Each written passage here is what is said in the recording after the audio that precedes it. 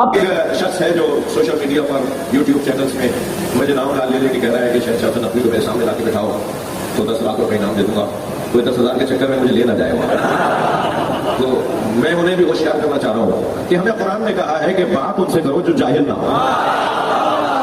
قرآن اجازت ہی نہیں دے رہا تمہارے ساتھ بیٹھ رہے ہو۔ آپ کے اندر تو اتنی ہمت نہیں کہ میرے کسی سوال کا جواب دیں، لیکن ابھی آپ کہہ رہے ہیں کہ آپ جو ہے وہ جاہل ہیں اور یہ اس لیے میں نہیں بیٹھتا۔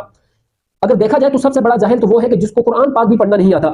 حالانکہ آپ کی کلپ ایسے وائرل ہیں، بلکہ آپ کو میں نے بھیجے بھی ہیں پرسنل میں کہ یہ دیکھو آپ کو قرآن پڑھنا نہیں آتا۔ اب سورہ مبارکہ زمر کی آیت ہے، اللہ قرآن سورہ مبارکہ زمر میں ارشاد فرماتا ہے وسیق الذین اتقوا الی ربہم جنہ، سیق الذین اتقوا الی الجنۃ زمرا، وسیق الذین اتقوا الی الجنۃ زمرا، وسيق الذين اتقوا ربهم إلى الجنة زمرا۔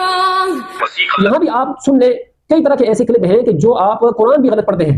اب جو شخص جس کو قرآن ہی پڑھنا نہیں آتا، نعوذ باللہ، وہ قرآن جو ہے وہ انتہائی غلط پڑھ رہا ہے، تو وہ جاہل ہوا۔ یہ جو آپ کو دعوت دے رہا ہے کہ سامنے بیٹھو، اگر آپ نے مجھے سمجھا دیا، قائل کر دیا کہ شیعہ مذہب برحق ہے تو میں آپ کی بات مان لوں گا، اتنی سی بات ہے۔ چلے اس کو ہم مناظرہ بھی نہیں کہتے، مباحثہ بھی نہیں کہتے، ویسے آپس میں مذاکرہ اور مکالمہ کہتے ہیں۔ بطور مذاکرے کی ہی بیٹھ جائیں اور بات کریں تو پتہ چل جائے گا کہ علم جو ہے وہ کہاں ہے اور کہاں نہیں ہے۔ تو جب جس شخص کو قرآن پڑھنا نہیں آتا، چلیں قرآن پاک کی بات بھی بعد میں ہے۔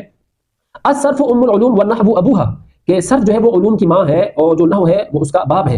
تو جتنے بھی علوم ہیں قرآن پاک تک پہنچنے کے لیے، احادیث نبویہ تک پہنچنے کے لیے، یعنی علوم عالیہ جتنی بھی ہیں ان تک پہنچنے کے لیے جو چھوٹے علوم ہیں بنیادی، اس سے بندہ گزر کے وہاں تک پہنچتا ہے۔ تو بنیادی جو علوم ہے وہ تو صرف اور نحو ہے۔ تو چلو ٹھیک ہے، اگر آپ کہتے ہیں کہ میں علم میں کم ہوں تو صرف نحو کا جو معاملہ ہے اس پر ہی بیٹھ جاؤ، 2-4 سوالات آپ کر لیں، 2-4 سوالات میں کر لوں، تو پتہ چل جائے گا کہ آپ جو بنیادی علوم ہے وہ بھی آپ کو آتے ہیں یا کہ نہیں۔ دوسرے کو صرف یہ کہہ کے دینا کہ بھائی یہ چھوٹا ہے اور جاہل ہے تو میں اس سے بات نہیں کرتا، اپنے لوگوں کو مطمئن کرنے کے لیے۔ تو یہاں جتنے بھی اعلی تشیع ہیں جن کو میں نے انعام کا کہا، چھوٹا ہے، بڑا ہے، بوڑھا ہے، جوان ہے، جو چاہتے ہیں کہ ان کو انعام ملے، وہ شہنشاہ نقوی صاحب سے یہ تو کہیں کہ آپ تو یہ اپنی جان چھڑا رہے ہیں کہ وہ جاہل ہے فلاں، بیٹھ تو جائیں، پتہ تو چل جائے۔ چلے ہم اس پر بھی بات کریں گے کہ شیعہ کافر ہے یا کہ مسلمان ہے، یہ بات بعد میں کریں گے۔ سب سے پہلے اس پر بات کر لیتے ہیں کہ آپ کو قرآن بھی پڑھنا آتا ہے یا نہیں۔ 2-4 جگہ سے آپ میرے سے پوچھیں، 2-4 جگہ سے میں آپ سے پوچھ لیتا ہوں دیکھ کر کہ آپ دیکھ کر قرآن سنا سکتے ہیں یا کہ نہیں۔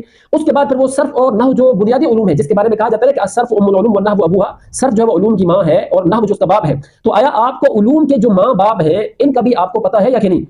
یا تو پھر ایسے ہے کہ جیسے حقیقتاً خارج کے اندر آپ کے اپنے جو ہے وہ ماں باپ کو کوئی پتہ نہیں ہوتا کہ آپ جو ہے وہ کس چیز کے وجود میں وہ نتیجے میں سامنے آتے ہیں، وہ آپ کو بھی پتہ ہے۔ تو یا تو پھر یہ والی صورتحال ہوگی کہ جس طرح حقیقتاً آپ کے ماں باپ کا کوئی پتہ نہیں، تو شاید اسی لیے آپ نہیں بیٹھ رہے کہ جو صرف کے جو علوم کے ماں باپ ہیں، یعنی صرف اور نحو، کیا پتہ ان کا بھی آپ کو پتہ نہ ہو، اس لیے آپ نہیں بیٹھ رہے۔ تو